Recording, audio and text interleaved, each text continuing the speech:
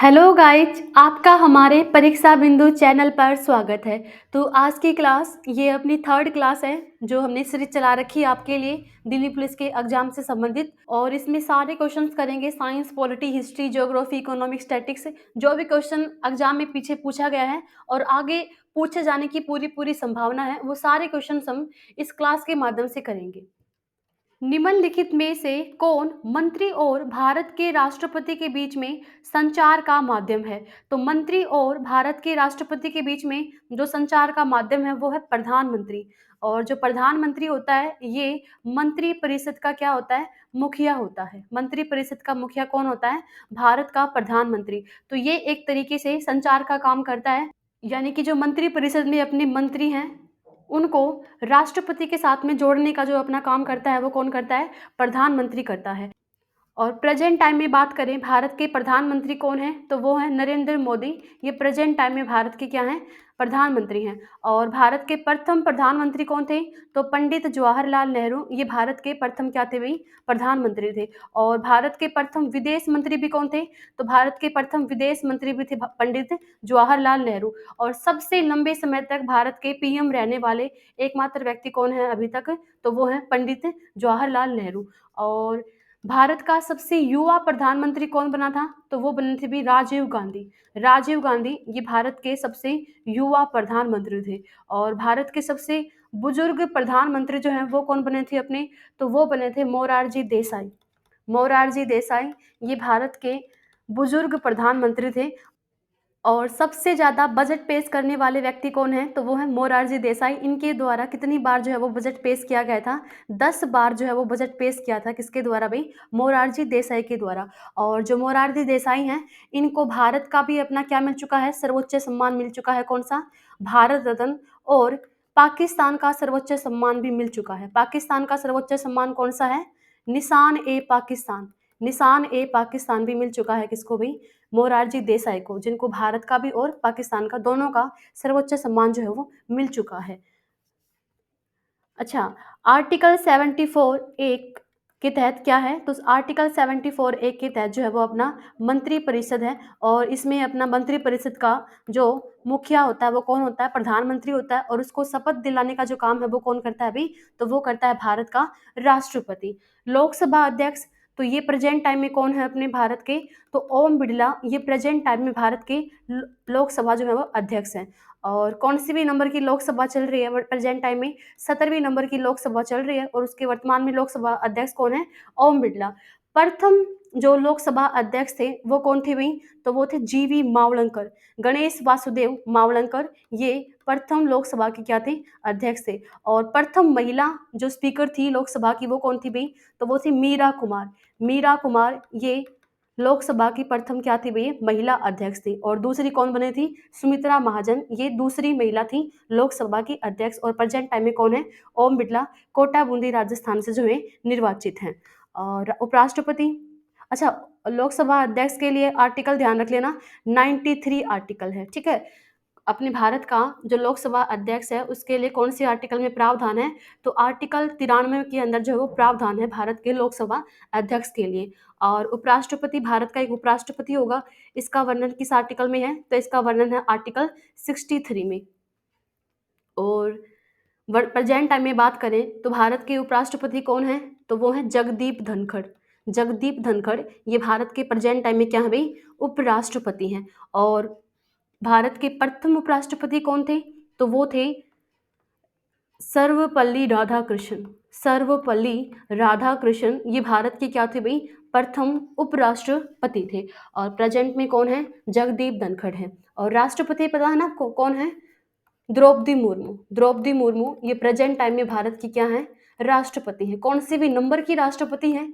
तो ये हैं 15वें नंबर की राष्ट्रपति हैं। कौन भाई? द्रौपदी मुर्मू। और ये कहाँ से बिलोंग करती हैं द्रौपदी मुर्मू? तो ये बिलोंग करती हैं उड़ीसा का मयूरभंज जिले से। मयूरभंज से बिलोंग करती हैं भी कौन?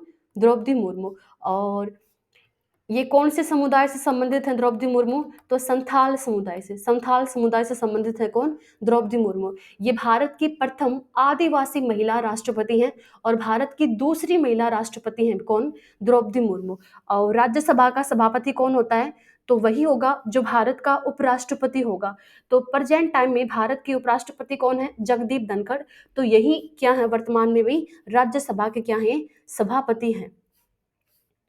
और आपसे पूछे कि राज्यसभा के प्रथम सभापति कौन थे? तो वही होंगे जो प्रथम उपराष्ट्रपति थे। तो कौन थे? सर्वपल्ली राधाकृष्णन। ये राज्यसभा के क्या थे भाई? सभापति थे। गरिया पूजा अप्रैल के तीसरे सप्ताह में मनाए जाने वाला त्योहार है। यह त्योहार निम्नलिखित में से किस राज्य से संबंधित है?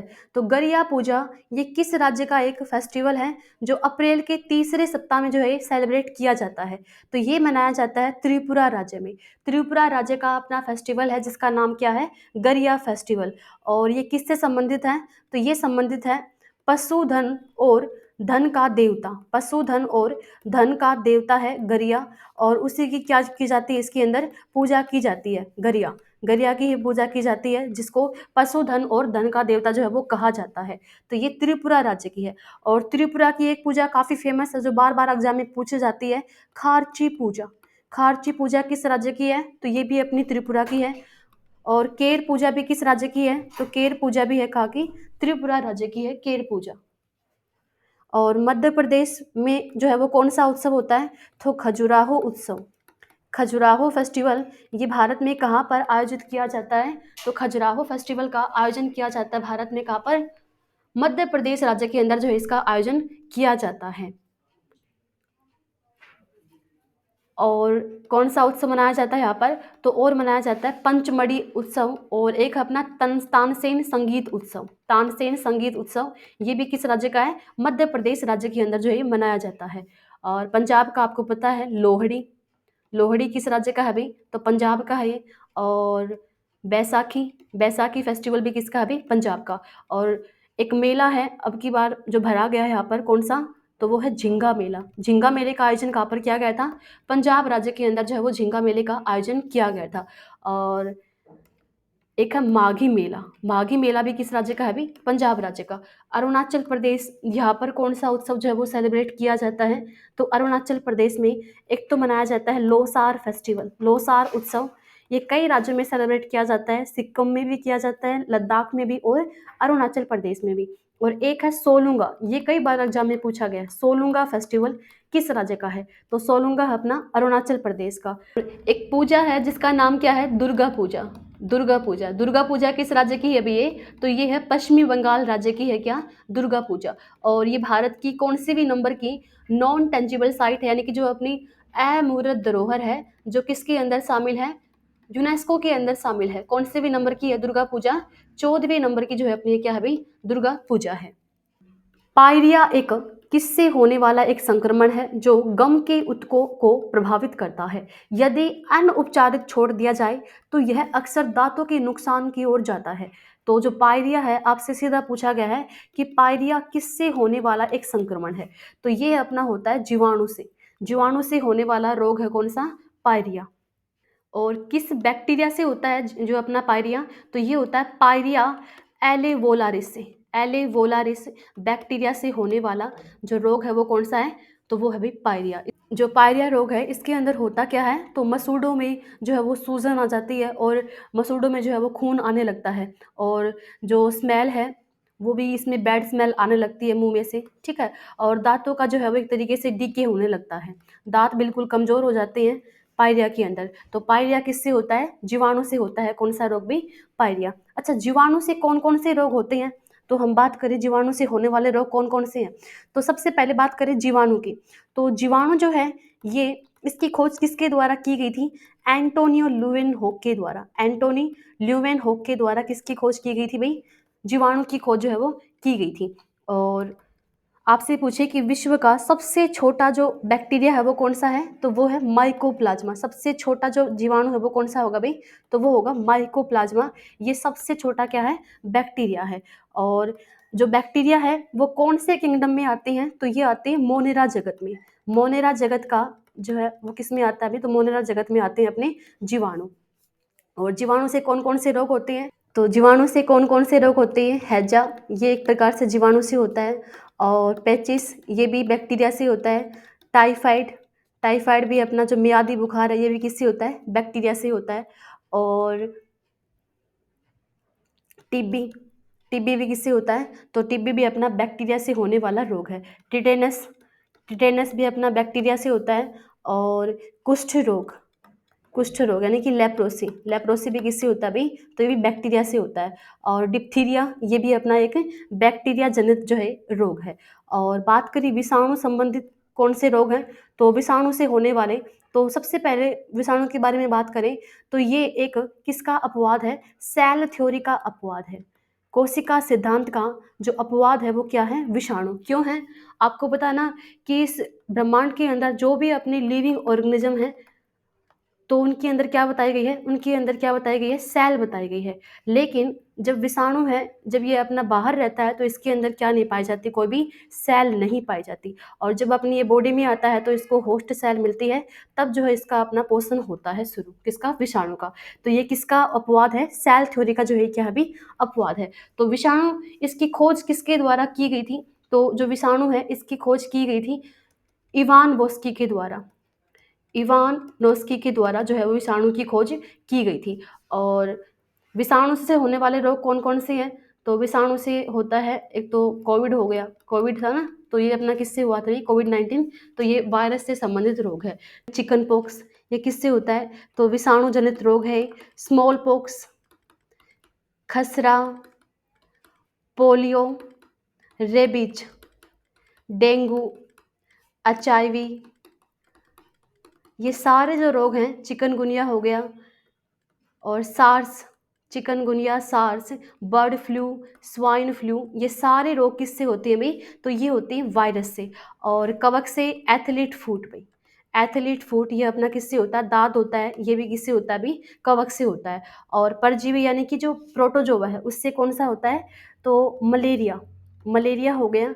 और काला अजार, काला अजार, ये जो है वो परजीवी से होने वाले रोग हैं, मलेरिया और काला अजार। भारत के संविधान के अनुच्छेद 112 के अनुसार एक वर्ष का संघ क्या है? और उस विशेष वर्ष के लिए सरकार की अनुमानित प्राप्तियों या व्यय का विवरण है। तो इसको क्या कहेंगे? इसको कहेंगे हम बजट। आपको पता है ना कि सरकार एक साल में कितना खर्चा करेगी, ठीक है, कितना प्राप्त करेगी। तो ये सारे विवरण आपको किसमें जो है वो दिखते हैं? बजट के अंदर। और बजट किसके द्वारा पेश किया जाता है? तो बजट पेश किया जाता है भारत की वित्त मंत्री के द्वारा। और प्रेजेंट टाइम में भारत की वित्त मंत्री कौन है भाई? तो प्रेजेंट टाइम में भारत की वित्त मंत्री हैं निर्मला सीतारमण। और ये किसकी अध्यक्ष है प्रेजेंट टाइम में? अपनी जीएसटी परिषद की अध्यक्ष है वे कौन? निर्मला सीतारमण। और आपसे पूछे क्या बजट का जो बजट शब्द है, क्या किसी इसका उल्लेख है संविधान में? तो बजट शब्द का उल्लेख नहीं है संविधान में, लेकिन जो अपना एक साल के दौरान जो पेश किया जाता है, कितना खर्चा आएगा, अनुमानित प्राप्तियां हैं वो कितनी होंगी, तो उसके लिए एक अपना एक वर्ष के अंदर विवरण तैयार किया जाता है। तो उसको हम क्या बोलेंगे? उसको हम बजट बोलेंगे। क्या बोलेंगे भाई? उसको बजट बोलेंगे, या फिर आप बोल सकते हो उसको वित्तीय विवरण भी बोल सकते हो, ठीक है। तो वित्तीय विवरण ये अपना किसके अंदर आएगा? आर्टिकल 112 में आएगा भैया। और आर्टिकल 110, इसमें किसका वर्णन है? तो इसमें वर्णन है धन विधेयक का। धन विधेयक का वर्णन किसमें है भाई? आर्टिकल 110 में है। और धन विधेयक अपना जो है विधेयक है या नहीं, तो इस बात की पुष्टि कौन करता है? लोकसभा अध्यक्ष करता है। कोई भी विधेयक धन विधेयक है या नहीं, इस बात की पुष्टि कौन करता है भाई? लोकसभा का अध्यक्ष करता है। और धन विधेयक सिर्फ किस में पेश किया जाता है? तो धन विधेयक को जो सिर्फ लोकसभा के अंदर ही जो इसको पेश किया जाता है। और आर्टिकल 280 में क्या है? तो वित्त आयोग का गठन में, वित्त आयोग का वर्णन ये संविधान के कौन से आर्टिकल में है भाई? तो आर्टिकल 280 में है वित्त आयोग का वर्णन। और 2023 में बजट कितना रहा अपना? तो ये रहा भाई 45 लाख करोड़, ठीक है, 45 लाख करोड़ ये अपना क्या रहा भाई? बजट रहा, अनुमानित है अपना, इतने साल में जो है खर्च हो जाएगा। और आपसे पूछें कि कौन से मंत्रालय में 2023 का बजट सबसे सर्वाधिक रहा है? तो वो रहा भाई रक्षा मंत्रालय। रक्षा मंत्रालय के अंदर जो है वो सब सर्वाधिक खर्चा अपना किसमें होगा? रक्षा मंत्रालय के अंतर्गत होगा। 1932 में निम्नलिखित में से किसने हरिजन सेवक संघ की स्थापना की? तो ये कि महात्मा गांधी के द्वारा जो है वो हरिजन सेवक संघ की जो है वो स्थापना की। और किसके लिए की इन्होंने? तो भारत में अस्पृश्यता को खत्म करने के लिए जो है वो हरिजन सेवक संघ की स्थापना की। और कहाँ पर की? पुणे के यरवदा जेल के अंदर जो है इसके द्वारा स्थापना की गई। वर्तमान में आपसे अगर पूछे कि हरिजन सेवक संघ का वर्तमान में मुख्यालय कहाँ पर है, तो इसका प्रेजेंट टाइम में मुख्यालय है किंग्सवे कंप, नई दिल्ली के अंदर जो इसका क्या है मुख्यालय है। तो इन्होंने अछूतों के अधिकारों के लिए जो है इस संघ की स्थापना की थी। और महात्मा गांधी की जो आत्मकथा है उसका नाम क्या है, सत्य के साथ मेरे शोध। सत्य के साथ मेरे शोध, ये किसकी जो है वो आत्मकथा है, तो ये है अपनी महात्मा गांधी की, सत्य के साथ मेरे शोध, ये इनकी द्वारा लिखी गई है। और नवजीवन, नवजीवन ये भी किसकी पत्रिका है, तो ये भी है महात्मा गांधी की। और किस भाषा में लिखा था इन्होंने इसको, गुजराती भाषा के अंदर जो है इनको इनके द्वारा लिखा गया था नवजीवन। भीमराव अंबेडकर, इनकी काफ़ी फेमस पत्रिका है कौन सी, मूक पत्रिका, मूक पत्रिका। और प्रॉब्लम ऑफ रूपी, प्रॉब्लम ऑफ रूपी ये भी किसके द्वारा लिखी गई है, भीमराव अंबेडकर के द्वारा। और इनको क्या कहा जाता है, भारत के संविधान का जो जनक है वो किसको कहा जाता है भाई, डॉक्टर भीमराव अंबेडकर को। और ये किसके अध्यक्ष थे, तो जो अपनी प्रारूप समिति जिसका गठन 29 अगस्त 1947 को किया गया था, उस प्रारूप समिति के अध्यक्ष कौन थे, डॉक्टर भीमराव अंबेडकर। और भारत के प्रथम कानून मंत्री भी कौन थे भाई, डॉक्टर भीमराव अंबेडकर थे। और महात्मा गांधी को अगर आपसे पूछे राष्ट्रपिता किसके द्वारा कहा गया था, तो ध्यान रख लेना ये कहा गया था सुभाष चंद्र बोस के द्वारा। सुभाष चंद्र बोस ने महात्मा गांधी को क्या कहा, भारत का राष्ट्रपिता जो है वो कहा भाई, ठीक है, राष्ट्रपिता कहा किसके द्वारा, सुभाष चंद्र बोस के द्वारा।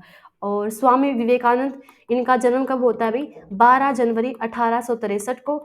और 12 जनवरी को इनके दिवस के रूप में हम किस रूप में मनाते हैं, राष्ट्रीय युवा दिवस। राष्ट्रीय युवा दिवस ये कब सेलिब्रेट किया जाता है, 12 जनवरी को ही मनाया जाता है। और इन्होंने शिकागो सम्मेलन में भाग कब लिया था, तो शिकागो सम्मेलन हुआ कब था, 1893 में शिकागो सम्मेलन के अंदर इनके द्वारा जो है वो स्वामी विवेकानंद के द्वारा भाग लिया गया था। और इनके गुरु कौन थे अपने, तो रामकृष्ण परमहंस, ये किसके गुरु थे भाई, स्वामी विवेकानंद के जो है गुरु थे रामकृष्ण परमहंस। और इन्हीं के नाम पर जो है वो रामकृष्ण परमहंस मिशन की शुरुआत की 1896 में। अर्जुन पुरस्कार के लिए पुरस्कार राशि कितनी है, तो अर्जुन पुरस्कार में प्रेजेंट टाइम में कितनी राशि दी जाती है, 15 लाख रुपए। 15 लाख रुपए जो है वो दिया जाता है अर्जुन पुरस्कार में, 15 लाख रुपए जो है वो दिए जाते हैं। और आपसे पूछे अर्जुन पुरस्कार की शुरुआत किस वर्ष में हुई थी, तो 1961 में अर्जुन पुरस्कार की जो है वो शुरुआत की गई थी। और 25 लाख राशि ये किसकी है भाई, तो 25 लाख राशि है किसकी, राजीव गांधी खेल पुरस्कार की। और जिसका प्रेजेंट टाइम में क्या नाम कर दिया है, मेजर ध्यानचंद खेल पुरस्कार। मेजर ध्यानचंद खेल पुरस्कार, मेजर ध्यानचंद खेल पुरस्कार के अंदर जो है वो कितनी राशि दी जाती है, 25 लाख रुपए जो है वो इसके तहत दिया जाता है। और 15 लाख अपना द्रोणाचार्य में भी और किस में भी, अर्जुन पुरस्कार के लिए दिया जाता है कितना, 15 लाख रुपए। अच्छा आपसे पूछें कि 2022 में राजीव गांधी यानी कि मेजर ध्यानचंद खेल पुरस्कार 2022 में खेल का सर्वोच्च पुरस्कार कौन सा है अपना, मेजर ध्यानचंद पुरस्कार। तो ये 2022 में किसको दिया गया था, तो ये दिया गया था अचंता शरत कमल को भी। अचंता शरत कमल जो अपने टेबल टेनिस के एक खिलाड़ी हैं, अचंता शरत कमल, इनको 2022 का मेजर ध्यानचंद पुरस्कार से जो है इनको सम्मानित किया गया था। और जो राजीव गांधी खेल पुरस्कार है इसकी शुरुआत की हुई थी वैसे, तो इसकी शुरुआत की गई थी 1991-92 में। और पहला राजीव गांधी खेल पुरस्कार किसको दिया गया था, विश्वनाथ आनंद को जो है वो पहला राजीव गांधी खेल पुरस्कार जो है वो दिया गया था। और विश्वनाथ आनंद ये अपने किसके प्लेयर हैं, तो ये हैं शतरंज के प्लेयर हैं विश्वनाथ आनंद। और जो विश्वनाथ आनंद है इनकी आत्मकथा का नाम क्या है, माइंड मास्टर।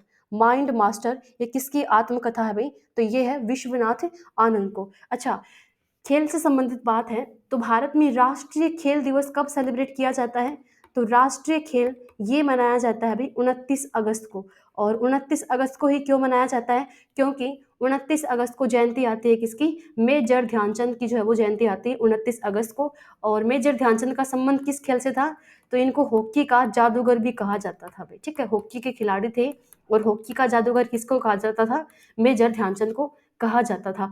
तो इसमें कितनी राशि है, तो पहले होती थी मेजर ध्यानचंद पुरस्कार में 7 लाख रुपए की राशि, लेकिन प्रेजेंट टाइम में कितनी है भाई, 25 लाख। और अर्जुन पुरस्कार में प्रेजेंट टाइम में कितनी राशि है, 15 लाख रुपए ये अपने दिया जाते हैं अर्जुन पुरस्कार के तहत। और भारत के प्रेजेंट टाइम में बात करें खेल मंत्री कौन है, तो भारत की खेल मंत्री हैं अनुराग ठाकुर। अनुराग ठाकुर ये प्रेजेंट टाइम में भारत के युवा मंत्री भी हैं और खेल मंत्री भी हैं। निम्नलिखित में से किसने अलीगढ़ आंदोलन का नेतृत्व किया था? तो अलीगढ़ आंदोलन का जो नेतृत्व है ये किसके द्वारा किया गया? सैयद अहमद खान के द्वारा। सर सैयद अहमद खान के द्वारा जो है वो अलीगढ़ आंदोलन का जो है वो नेतृत्व किया गया था। और इन्हीं के द्वारा जो है फिर अपनी अलीगढ़ यूनिवर्सिटी की भी स्थापना कर दी थी। और कब की थी भी इन्होंने? 1875 में जो है वो अलीगढ़ यूनिवर्सिटी की स्थापना जो भी है वो कर दी थी। अबुल कलाम आज़ाद, तो ये भारत के क्या थे? तो भारत के प्रथम शिक्षा मंत्री थे भाई। ठीक है, भारत के प्रथम शिक्षा मंत्री कौन थे भाई? तो वो थे अबुल कलाम आज़ाद। और इन्हीं के जन्म दिवस के अवसर पर हम यानी कि 11 नवंबर को कौन सा दिवस मनाया जाता है? राष्ट्रीय शिक्षा दिवस जो है वो मनाया जाता है। किसके जन्म दिवस पर? अबुल कलाम आज़ाद के जन्म दिवस के अवसर पर। और जो मौलाना अबुल कलाम आज़ाद हैं ये कांग्रेस के सबसे लंबे समय तक रहने वाले अध्यक्ष हैं भाई। ठीक है, कांग्रेस में सबसे लंबे समय तक अध्यक्ष कौन रहे थे भाई? तो ये रहे थे अबुल कलाम आज़ाद। कब से कब तक? 1940 से लेकर 1945 तक जो है ये कांग्रेस के अध्यक्ष रहे थे। और मोहम्मद इकबाल, इनके द्वारा जो है वो कौन सा गाना लिखा गया है? तो ये एक उर्दू कवि थे भाई। कौन? अपने मोहम्मद इकबाल। और सारे जहाँ से अच्छा, तो ये किसके द्वारा लिखा गया है? मोहम्मद इकबाल के द्वारा जो ये लिखा गया है। मोहम्मद अली जीना ये क्या थे? तो ये मुस्लिम लीग के एक नेता थे भाई। ये मुस्लिम लीग के क्या थे? तो मुस्लिम लीग के एक नेता थे। और पाकिस्तान एक नया राष्ट्र बनाने में अहम भूमिका निभाई थी मोहम्मद अली जीना के द्वारा। निम्नलिखित में से कौन स्वतंत्र भारत के पहले वित्त मंत्री थे? तो स्वतंत्र भारत के पहले वित्त मंत्री थे आर के षणमुख शेट्टी। आर के षणमुख शेट्टी ये भारत के पहले क्या थे? वित्त मंत्री थे। और अबुल कलाम आज़ाद ये हमने देखा ही है, भारत के प्रथम क्या थे भैया? प्रथम शिक्षा मंत्री थे। और प्रेजेंट टाइम में भारत की वित्त मंत्री कौन है? तो ये है निर्मला सीतारमण। निर्मला सीतारमण ये प्रेजेंट टाइम में भारत की क्या है भाई? वित्त मंत्री हैं। और राजेंद्र प्रसाद तो संविधान सभा के स्थायी अध्यक्ष थे। संविधान सभा के प्रथम यानी कि स्थायी अध्यक्ष कौन थे अपने? तो वो थे राजेंद्र प्रसाद। और डॉक्टर भीमराव अंबेडकर तो भारत के प्रथम कानून मंत्री कौन थे भाई? तो वो थे डॉक्टर भीमराव अंबेडकर। और भारत की अगर आपसे पूछे प्रथम रेल मंत्री कौन थे? तो भारत के प्रथम रेल मंत्री थे जॉन मथाई। जॉन मथाई ये भारत के क्या थे भाई? प्रथम रेल मंत्री थे। और भारत के प्रथम विदेश मंत्री कौन थे? क्वेश्चन आ चुका है कई बार। तो भारत के प्रथम विदेश मंत्री थे पंडित जवाहरलाल नेहरू। पंडित जवाहरलाल नेहरू ये भारत के प्रथम क्या थे भाई? विदेश मंत्री थे। और भारत के प्रथम रक्षा मंत्री कौन थे? तो वो थे बलदेव सिंह। बलदेव सिंह ये भारत के क्या थे भाई? प्रथम रक्षा मंत्री थे। और भारत के प्रथम गृह मंत्री कौन थे? तो भारत के प्रथम गृह मंत्री थे सरदार वल्लभ भाई पटेल। सरदार वल्लभ भाई पटेल ये भारत के क्या थे भाई? प्रथम गृह मंत्री थे। तो यहाँ पर पूछा गया है कि स्वतंत्र भारत के पहले वित्त मंत्री कौन थे भाई? तो वो कौन थे? आर के षणमुख शेट्टी ये भारत के प्रथम वित्त मंत्री थे। और हालांकि डॉक्टर राजेंद्र प्रसाद को जो है वो कृषि मंत्रालय जो है वो दिया गया था। जब 1947 के बाद में इनको कृषि मंत्रालय दिया गया था। किसको? डॉक्टर राजेंद्र प्रसाद को। और एक और ध्यान रख लेना, श्रम मंत्री। और भारत के प्रथम श्रम मंत्री कौन थे? जगजीवन राम भाई। जगजीवन राम ये भारत के क्या थे भाई? प्रथम श्रम मंत्री थे। कौन? जगजीवन राम। नेयार बांध निम्न में से किस राज्य के नेयार नदी पर एक गुरुत्वाकर्षण बांध है? तो जो नेयार बांध है ये है अपना केरल राज्य के अंदर भाई। और कौन सी नदी पर है? तो नेयार नदी पर ही अपना कौन सा बांध भाई? नेयार बांध। अच्छा, और केरल राज्य के अंदर भी अपना एक प्रमुख बांध है और दूसरा इडुक्की बांध।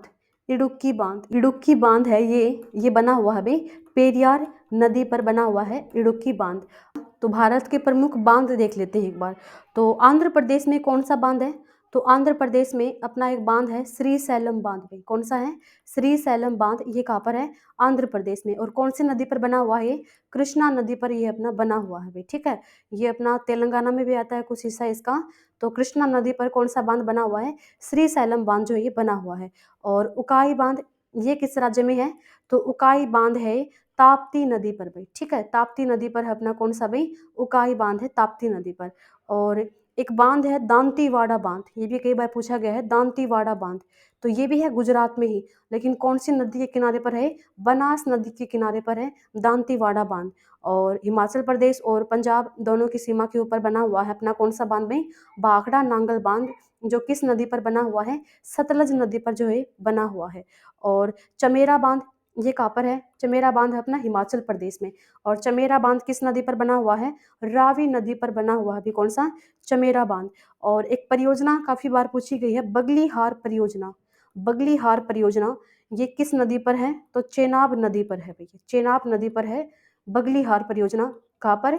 जम्मू कश्मीर के अंदर है बगलीहार परियोजना।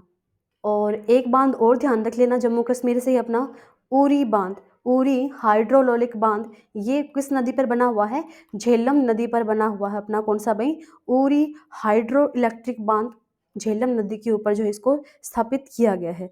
और बैराकर नदी पर कौन सा बांध है? बैराकर नदी किस राज्य में बहती है नदी? तो बैराकर नदी बहती है झारखंड राज्य में, और इसके ऊपर बांध है मैथौन बांध। मैथौन बांध ये कहाँ पर है भाई? बैराकर नदी के ऊपर है। और तुंगभद्रा बांध ये कहाँ पर पड़ता है? तो तुंगभद्रा बांध ये पड़ता है तुंगभद्रा नदी पर ही, लेकिन किस राज्य में? कर्नाटक राज्य में है भाई तुंगभद्रा बांध। और कर्नाटक के अंदर और कौन सा बांध है? तो कर्नाटक के अंदर एक फेमस बांध है कृष्णा राज सागर बांध। कौन सा? कृष्णा राज सागर बांध। और कृष्णा राज सागर बांध किस नदी पर बना हुआ है? तो ये बना हुआ है कावेरी नदी पर बना हुआ है कौन सा? कृष्णा राज सागर बांध। और एक बांध काफी पूछा जाता है कर्नाटक का ही, जिसका नाम है अलमाटी बांध, किस नदी पर बना हुआ है? अलमाटी बांध ये बना हुआ है कृष्णा नदी पर, कृष्णा नदी पर बना हुआ है कौन सा? अलमाटी बांध। तो कर्नाटक के एक तो तुंगभद्रा बांध अपना कर्नाटक में है, कृष्णा राज सागर बांध ये अपना कावेरी नदी पर है, और अलमाटी बांध कर्नाटक में ही है, कृष्णा नदी पर जो है बना हुआ है। और केरल के अंदर हमने देखा है कि नेयार बांध है अपना, और नेयार नदी पर, तो ये एक गुरुत्वाकर्षण बांध है जो केरल राज्य के अंदर है। और केरल का फेमस बांध अपना इडुक्की बांध, जो किस नदी पर बना हुआ है? पेरियार नदी पर जो है बना हुआ है। निम्नलिखित में से किस द्वीप में भारत का एकमात्र सक्रिय ज्वालामुखी पाया जाता है? तो भारत का एकमात्र जो सक्रिय ज्वालामुखी है ये पाया जाता है किस द्वीप में भी? बैरन द्वीप में जो है भारत का एकमात्र सक्रिय ज्वालामुखी जो है पाया जाता है। और 2017 में जो है ये फटा था एक बार। तो भारत का एकमात्र सक्रिय ज्वालामुखी है अपना कौन सा भाई? बैरन द्वीप, ठीक है। और बैरन द्वीप में पाया जाता है सक्रिय ज्वालामुखी, जो कहाँ पर है? अंडमान निकोबार द्वीप समूह में है। और कौन से महासागर में है? तो ये है अपना हिंद महासागर में है। अगर आपसे पूछें कि सक्रिय ज्वालामुखी क्या होता है, जो सक्रिय ज्वालामुखी है ये क्या होता है, तो इसकी डेफिनेशन होगी कि वो ज्वालामुखी जो पिछले 10,000 वर्षों में से कम एक बार फटा हो, उसको हम क्या बोलते हैं? सक्रिय ज्वालामुखी।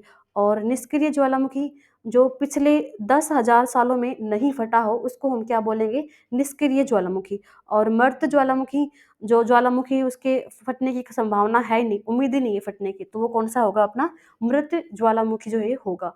अच्छा, आपसे पूछें जब ज्वालामुखी फटता है तो उस समय पर सबसे ज़्यादा कौन सी गैस निकलती है? तो वो कौन सी गैस निकलती है भाई? जल वाष्प। जल वाष्प सबसे ज़्यादा निकलती है क्या? जब ज्वालामुखी जो है वो फटता है, अपनी कौन सी गैस निकलती है? जल वाष्प जो है वो गैस निकलती है। और एक क्वेश्चन ये पूछा गया है कि ज्वालामुखी फटने पर कौन सी नोबल गैस निकलती है? नोबल गैस यानी कि जो अक्रिय गैस है वो कौन सी निकलती है? तो वो ध्यान रख लेना, रेडोन गैस। रेडोन गैस एक नोबल गैस है, और ये अपना किस में निकलती है अभी? तो ज्वालामुखी फटता है तब उसमें निकलती है कौन सी? नोबल गैस, अपनी रेडोन गैस जो है वो निकलती है। और पृथ्वी का वोल्व किसको कहा जाता है? तो पृथ्वी का जो सुरक्षा वोल्व है वो किसको कहा जाता है? ये क्वेश्चन कई बार पूछा गया है और बच्चे कंफ्यूज हो जाते हैं किसमें, कि ओजोन को, ओजोन जो लेयर है उसको कहा जाता होगा, तो उसको नहीं कहा जाता। सुरक्षा जो वोल्व है किसको कहा जाता है? ज्वालामुखी को जो है वो सुरक्षा वोल्व के नाम से जो है वो जाना जाता है, किसकी? पृथ्वी की। तो पृथ्वी की सुरक्षा वोल्व ज्वालामुखी को जो है वो कहा जाता है। और एक ज्वालामुखी है स्ट्रोम्बेली। स्ट्रोम्बेली है कहाँ पर वैसे? ये इटली में है स्ट्रोम्बेली। तो स्ट्रोम्बेली को क्या कहा जाता है? तो भूमध्य सागर का प्रकाश स्तंभ। भूमध्य सागर का प्रकाश स्तंभ ये किसको कहा जाता है भाई? स्ट्रोम वेली को जो है ये कहा जाता है। और जो ऑस्ट्रेलिया महाद्वीप है ये दुनिया का एक ऐसा महाद्वीप है जहाँ पर कोई भी क्या नहीं है, सक्रिय ज्वालामुखी नहीं है। ठीक है, ऑस्ट्रेलिया के अंदर क्या नहीं है, कोई भी सक्रिय ज्वालामुखी जो है वो है नहीं है। एशियाई विकास बैंक यानी कि एडीबी, एशियन डेवलपमेंट बैंक के सदस्य देश कितने हैं?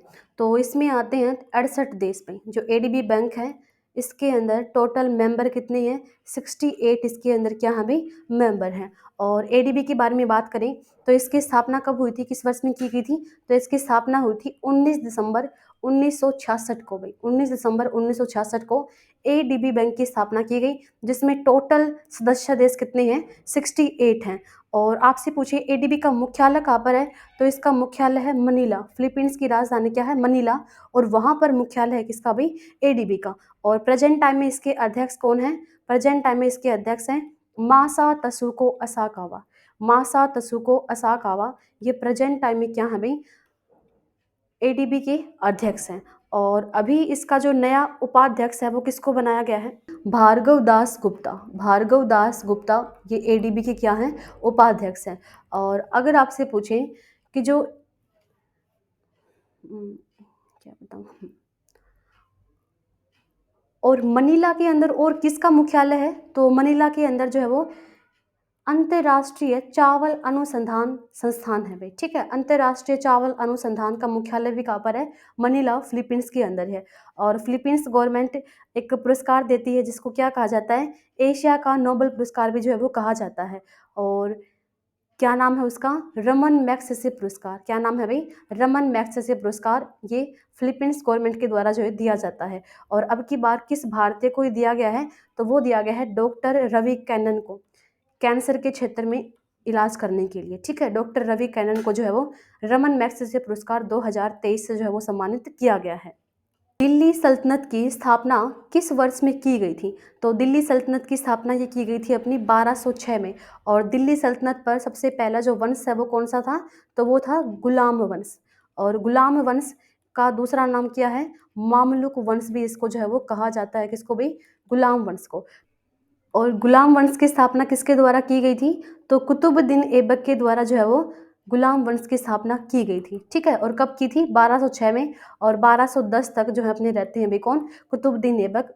और जो दिल्ली सल्तनत है ये कब तक रहता है अपना? तो ये 1206 से लेकर और 1526 तक रहता है अपना क्या भाई? दिल्ली सल्तनत। और उसके बाद में कौन सा वंश आ जाता है? मुगल वंश जो है वो आ जाता है। ठीक है, मुगल काल जो है वो शुरू हो जाता है। जो ये मामलुक वंश है ये कब तक रहा? तो ये रहा भाई 1206 से लेकर और 1290 तक।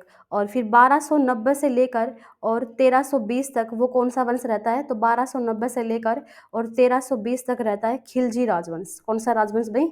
खिलजी राजवंश। और फिर 1320 से लेकर और 1414 तक कौन सा वंश रहता है? तुगलक वंश रहता है। और उसके बाद में जो है वो सैयद वंश आता है 1414 से लेकर और 1451 तक ये शासन करता है अपना कौन सा भाई?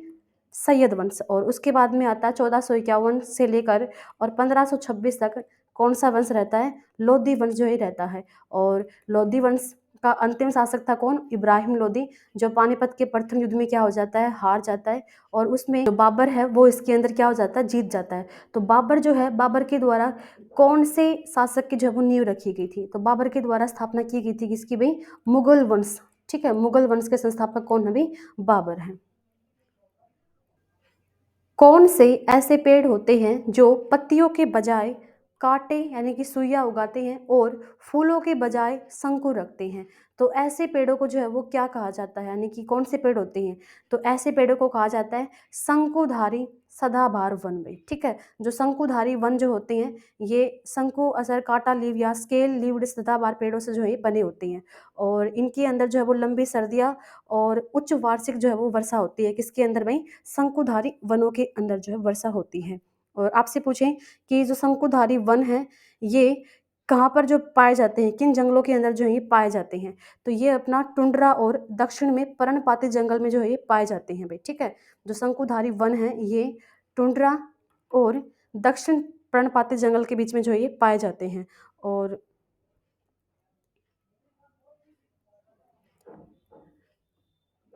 और आपसे पूछे कि शंकुधारी वनों में जो वर्षा है वो कितनी होती है, तो प्रति वर्ष 300 से लेकर और 900 mm तक जो यहाँ पर क्या होती है भाई, बरसात होती है। ठीक है।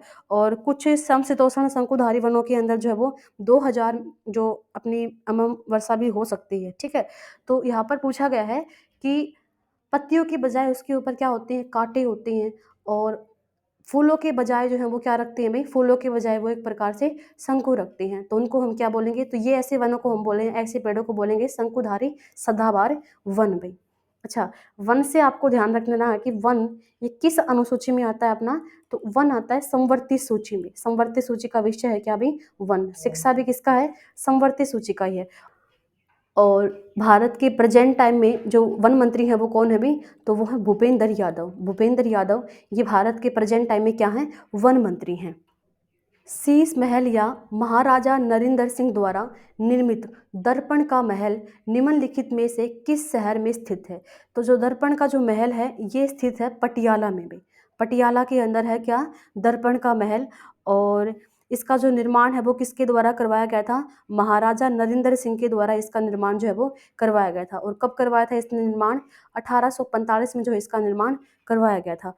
और पटियाला आपको पता है कहाँ पर है भाई, पंजाब राज्य का क्या है ये, पंजाब राज्य का ये शहर है। और पंजाब की वर्तमान में बात करें, सीएम कौन है, भगवंत मान, जो कौन सी पार्टी से हैं, आप पार्टी से हैं।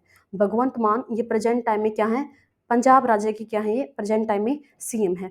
और भारत का पहला राज्य ऐसा कौन सा है जिसने राइट टू वोक पॉलिसी को लागू किया है।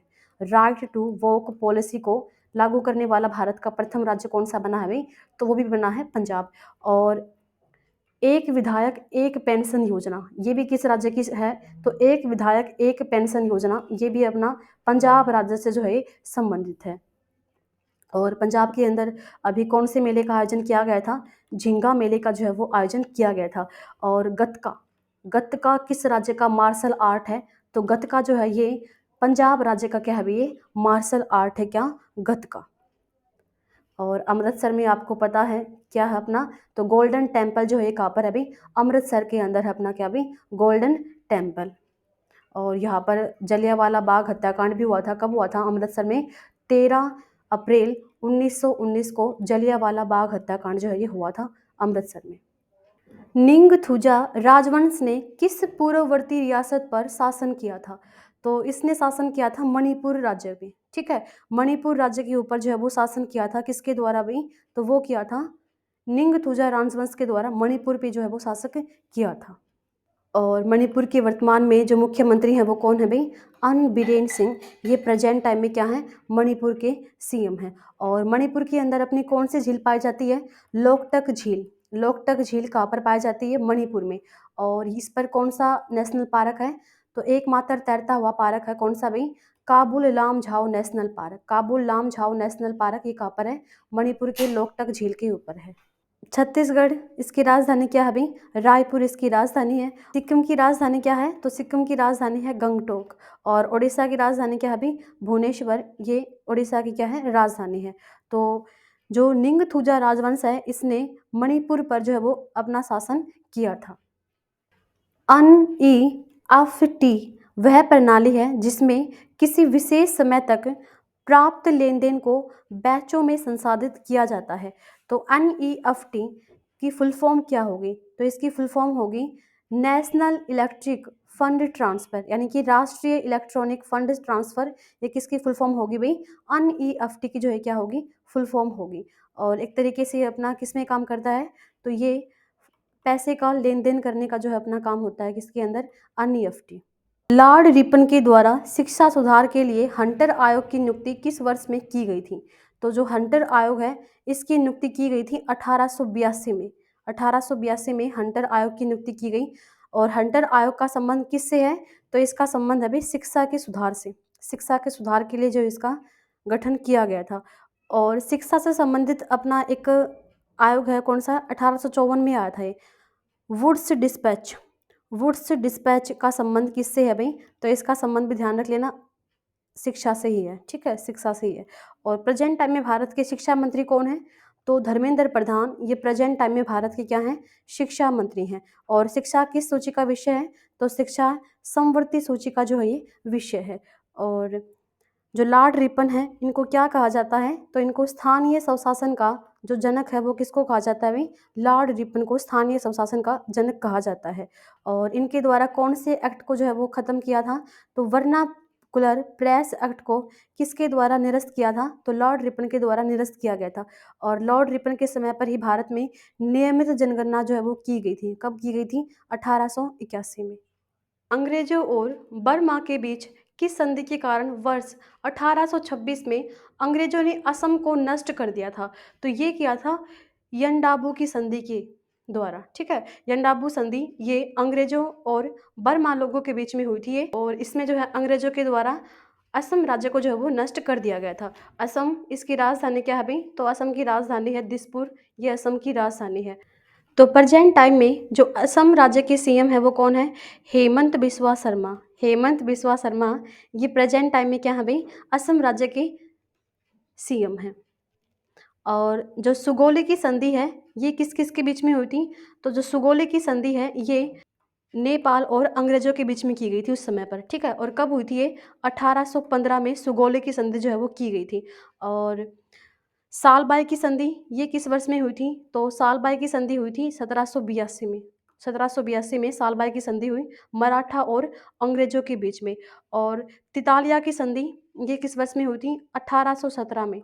1817 में तितालिया की संधि हुई, जिसमें सिक्किम के राजा को जो है अपना राज्य को बहाल करना पड़ा। ठीक, तितलिया की संधि ये हुई थी, तितालिया की संधि 1817 में। 1817 में तितालिया की संधि हुई, अंग्रेजों और गोरखाओं के बीच में जो ये संधि हुई थी। निम्नलिखित में से कौन पश्चिमी बंगाल का एक क्रांतिकारी था जो केवल 18 वर्ष का था जब उसे अंग्रेजों ने मुजफ्फर जेल में फांसी दी थी, तो वो थे भाई खुदीराम बोस। खुदीराम बोस को जो है वो मुजफ्फर जेल के अंदर जो है वो फांसी दी गई थी। और मात्र वो कितने वर्ष के थे, मात्र 18 वर्ष के थे भाई, मुजफ्फर के अंदर इनको फांसी दी गई खुदीराम बोस को। और किस मामले में, तो मुजफ्फर षड्यंत्र मामले के अंदर जो इनको फांसी दी गई थी। और जो जोगेश चंद्र चटर्जी हैं ये कौन से षड्यंत्र से जुड़े हुए थे, काकोरी षड्यंत्र से जुड़े हुए थे। कौन भाई, जोगेश चंद्र चटर्जी। निम्नलिखित में से कौन एक निशाचर जानवर नहीं है जो रात को एक्टिव नहीं होता। ठीक है, रात को एक्टिव नहीं रहता, तो वो कौन सा जानवर होगा, तो वो होगा खरगोश। और निशाचर जानवर जो है अपने क्या होते हैं, तो एक तरीके से हम ये कह सकते हैं कि ये रात को जो है वो जागते हैं भाई। ठीक है, रात को जागने वाले जानवरों को हम क्या बोलेंगे, निशाचर जानवर बोलेंगे। जैसे चूहा हो गया, चमगादड़ हो गया, तिलचट्टा, ये सारे अपने कैसे जानवर हैं, तो ये हैं निशाचर जानवर हैं। निम्नलिखित में से कौन तमिलनाडु का एक प्रसिद्ध कवि था जिसने महिलाओं की मुक्ति का कारण बना, यानी कि उसने महिलाओं को मुक्त करवाया, तो वो थे वे सुब्रमण्यम भारती। ठीक है, सुब्रमण्यम भारती ये तमिलनाडु का जो है क्या था, एक प्रसिद्ध कवि था, और जिसके द्वारा महिलाओं को जो है मुक्ति का मार्ग जो इन्होंने प्रदान किया था, तो सुब्रमण्यम भारती। और तमिलनाडु, इसका वर्तमान में सीएम कौन है, तो इसके वर्तमान में सीएम है के स्टालिन, ये प्रेजेंट टाइम में तमिलनाडु के मुख्यमंत्री हैं। और राज्यपाल कौन है यहाँ पर, एन रवि, ये प्रेजेंट टाइम में तमिलनाडु राज्य की क्या है भी, ये राज्यपाल हैं। तमिलनाडु, इसकी राजधानी क्या है, तो तमिलनाडु की राजधानी क्या है, चेन्नई। और चेन्नई के अंदर कौन सा अनुसंधान स्थित है, तो चमड़ा अनुसंधान संस्थान, ये भारत में कहाँ पर है, तो चमड़ा अनुसंधान संस्थान है कहाँ पर, चेन्नई के अंदर। और अभी चेन्नई के अंदर एक कारखाना स्थापित किया गया है, कौन सा, रॉकेट इंजन का कारखाना। रॉकेट इंजन कारखाना ये भारत में कहाँ पर स्थापित किया गया है, तो निजी रॉकेट इंजन कारखाना ये चेन्नई के अंदर स्थापित किया गया है। चेन्नई के अंदर एक एक्सरसाइज हुई थी, तारकस एक्सरसाइज, जो भारत और अमेरिका के बीच में, तो अमेरिका की स्पेशल ऑपरेशन फोर्स और भारत का जो एनएसजी है उसके बीच में हुई थी कौन सी एक्सरसाइज भी, तारकस, जिसका आयोजन कहाँ पर हुआ, चेन्नई के अंदर जो इसका आयोजन किया गया था। किस राज्य में आपको Jama Masjid, Our Lady of the Immaculate Concept Church और महालक्ष्मी मंदिर एक ही सड़क पर स्थित मिलेगा, दादा वैद रोड, इस रोड पर मिलेगा। तो ये जो रोड है वो कहाँ पर है, तो ये है गोवा राज्य के अंदर। गोवा राज्य के अंदर है डॉक्टर दादा वैद रोड। कर्नाटक राज्य के अंदर कौन सा जो है राष्ट्रीय उद्यान है? तो बांदीपुर राष्ट्रीय उद्यान। बांदीपुर राष्ट्रीय उद्यान ये कहाँ पर है? कर्नाटक राज्य में है। और बिहार राज्य के अंदर क्या है अपना? बोधि गया मंदिर। बोधि गया मंदिर कहाँ पर है? बिहार में। और सबरीमाला मंदिर ये किस राज्य में है अभी? तो सबरीमाला मंदिर है अपना केरल राज्य के अंदर है। गोवा ये अपना कौन सी नदी के किनारे पर है इसका राजधानी? तो पणजी इसकी राजधानी है। और पणजी मांडवी नदी के किनारे पर जो है ये बसा हुआ है। और पणजी के अंदर कौन सा संग्रहालय अभी स्थापित किया गया था? जीएसटी संग्रहालय। ये कहाँ पर है? पणजी में। और इसका नाम क्या दिया गया है? तो इसका नाम दिया गया है धरोहर। और गोवा के अंदर अब की बार कौन से भी नंबर के राष्ट्रीय खेल होंगे? 37वें नंबर के राष्ट्रीय खेल का जो आयोजन है वो कहाँ पर किया जाएगा भाई? गोवा राज्य के अंदर जो है वो 37वें नंबर के राष्ट्रीय खेलों का आयोजन किया जाएगा। और प्रेजेंट टाइम में गोवा के सीएम है कौन? प्रमोद सावंत। प्रमोद सावंत ये गोवा की वर्तमान में क्या है? सीएम है।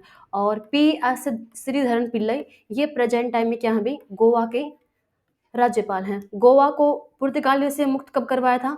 19 दिसंबर 1961 को। इसीलिए 19 दिसंबर को कौन सा दिवस मनाया जाता है? गोवा मुक्ति दिवस के रूप में मनाया जाता है। और इसको राज्य का दर्जा कब मिला था? 30 मई 1987 को गोवा को राज्य का दर्जा मिला था। भारत का प्रथम रेबीज मुक्त राज्य भी कौन सा है? तो भारत का प्रथम रेबीज मुक्त भी राज्य है अपना कौन सा? गोवा है। वैश्विक नवाचार सूचकांक में भारत कौन से स्थान पे है? तो वैश्विक नवाचार सूचकांक यानी कि ग्लोबल इनोवेशन इंडेक्स में, ग्लोबल इनोवेशन इंडेक्स में भारत कौन से स्थान पे है? तो ग्लोबल इनोवेशन इंडेक्स में भारत है 40वें स्थान पे। ग्लोबल इनोवेशन इंडेक्स में भारत है कौन से स्थान पे? 40वें स्थान पे। और भारत 126वें स्थान पे किस किस में है? तो एक तो है खुशहाली सूचकांक। खुशहाली सूचकांक में भारत कौन से स्थान पे है? 126 पे। और विश्व शांति सूचकांक में भारत कौन से स्थान पे है?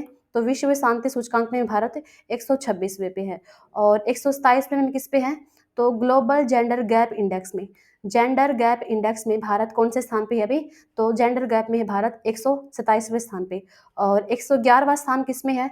तो भुखमरी सूचकांक, भुखमरी सूचकांक ग्लोबल हैंगर इंडेक्स में भारत कौन से स्थान पे है? तो वो है 111वें स्थान पे। हाइकुन क्या है? तो हाइकुन एक प्रकार की पनडुब्बी है। और किसकी है पनडुब्बी? किस देश की है?